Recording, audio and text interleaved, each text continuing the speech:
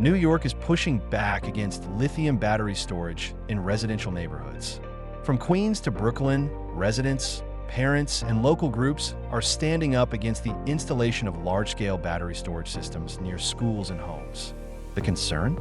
Toxic fires, lack of transparency, and risky handling of tech that's supposed to be safe. According to the FDNY, lithium battery fires aren't just a theory. Between 2021 and 2024, New York saw hundreds of battery-related fires, with 18 people killed and over 300 injured. In many cases, the problem wasn't the technology itself.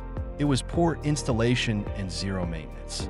Some of the worst cases involved batteries installed without proper ventilation, cheap components bought online, DIY setups by unqualified people, no scheduled maintenance or safety inspections. How should battery storage be managed in residential areas? Only by certified professionals with strict inspections? Only with mandatory maintenance plans? Or should we ban DIY installs with low-quality parts altogether? Clean energy alone isn't enough. We need quality, safety, and responsibility. If we want a serious energy transition, we have to stop the shortcuts.